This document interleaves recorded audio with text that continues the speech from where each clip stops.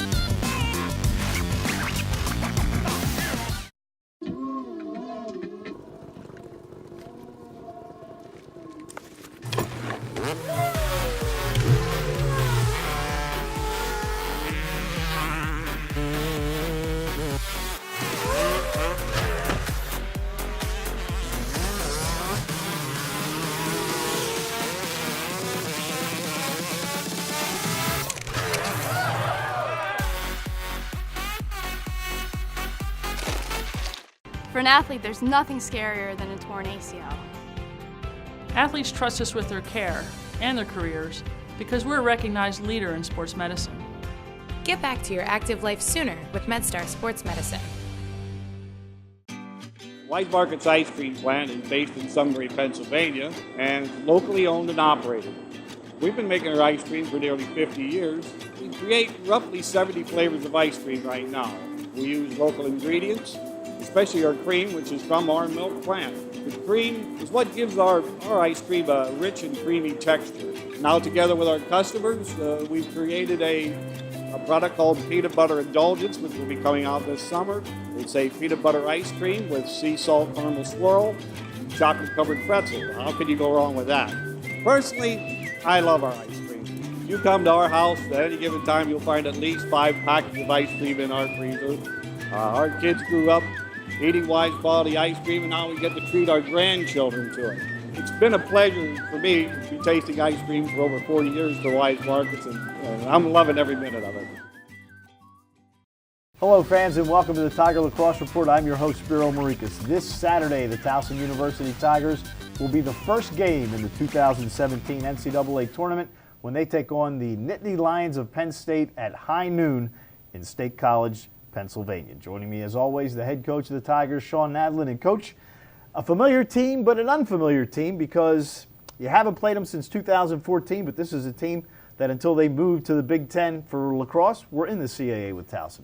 Yeah, they're familiar in a few different ways, with the recent CAA, affiliation, for about, I think it was like 4 or 5 years we played them. Good battles, 2013 we were up there for the CAA tournament and were able to earn a victory against them in the championship game, which was great.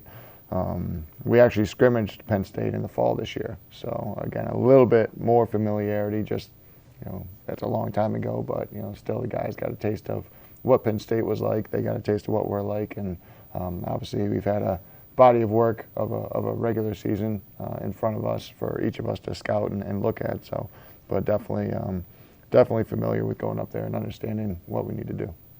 All right, take us through. You win the championship on Saturday afternoon, so you know you're going to the NCAA tournament when they make the announcement on Sunday at 9 o'clock.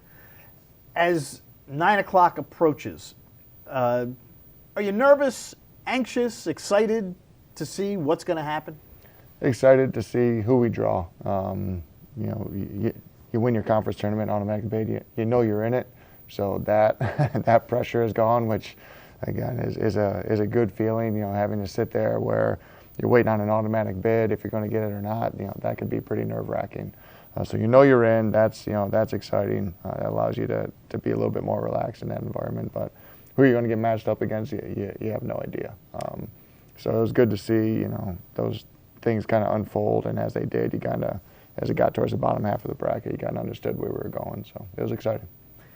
One thing I think you knew going in this year was that you probably were not going to be in a play-in game, which you have been the past couple of years.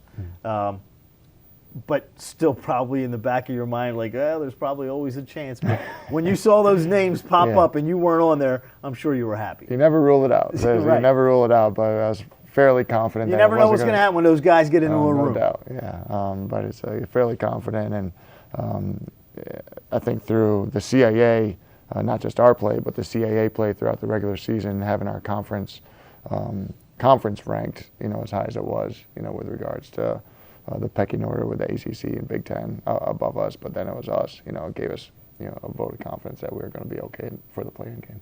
The other thing is, for the first time in 3 years, you're not going to fly somewhere. You had to fly to Denver last year, and fly to Notre Dame the year before that. This is just a quick bus trip up into the state of Pennsylvania countryside. It is. We'll see. We'll see how our guys do. We were pretty spoiled, the past couple of years. A couple of chartered flights. The guys are probably a little bit disappointed. It's like, Coach, wait, we're riding coach here? Come on, what's going on? But I think they'll be all right. They're excited. All right, you look at Penn State. First thing you see is they have a great face-off man in Arceri. So that and Alex Woodall is going to be a battle right from the beginning.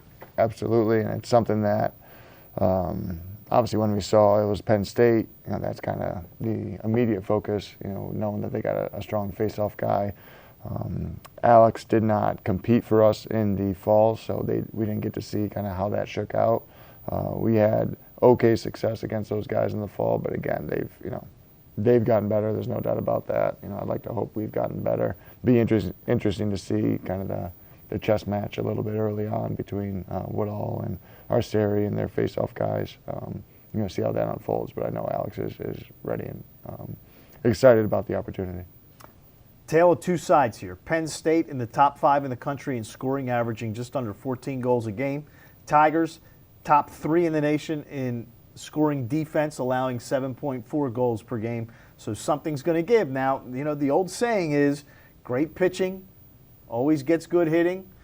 Great defense always gets a great offense. So maybe advantage Towson. We hope so. Our guys, again, we got to know who they are. Their attack is very strong. That's where a lot of their production comes from.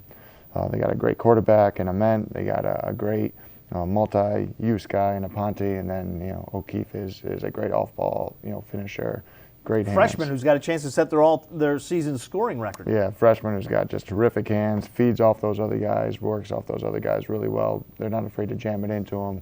He's got, like I said, slick hands, and he puts the ball on cage a lot. But that's also not to discredit their midfield, who they'll run, 2 lines most likely, and then challenge you and look to initiate a lot of things and create opportunity to get the ball to the attack, as well as, so then they can kind of get the defense start spinning and moving. So it's a high-powered offense that, obviously our defense has to start dialing into. On the offensive end, you guys were efficient but not tremendous in the CAA tournament. 8 goals, 9 goals. You think your offense is capable if you have to get into a track meet? I do. We just got to be on. We really have to be on our game that day if we have to get into a scoring slugfest. And we're capable of it. We got really good. We got guys that can get shots off. We got guys that can stretch you. We got guys, some guys that can get you in the mid-range and stuff. A couple of crease guys. So we have different ways that we can score from different personnel. It's just a matter of fact if we're really dialed into our shooting, we're putting it in good spots with velocity and being patient but aggressive at the same time, not just taking the first shot, really working for the best shot and being able to finish those shots off with goals. Let's go back to the CAA tournament for a second. Something happened there that it's kind of odd. You guys did not have a man advantage in 2 games. It's a little strange, isn't it? Our man up hasn't been great this year, so I don't know if that was a good or bad thing for us. It's a little strange. 2 CAA games, two physical games. 2 physical games, 2 teams that get after each other pretty good. It's a little strange. I definitely tried to make my case with the officials for it. So whether they were just trying to test us to see, if we could just kind of keep playing through the adversity, we proved that. But it was definitely something I communicated in regards to maybe the lack of consistency that was being called on the field. All right, so that'll do it for us. And also congratulations to Ryan Drenner, who this week was named the Towson Male Athlete of the Year, and Jack Adams also winning for Senior Achievement at the Tigers Award Banquet this past week.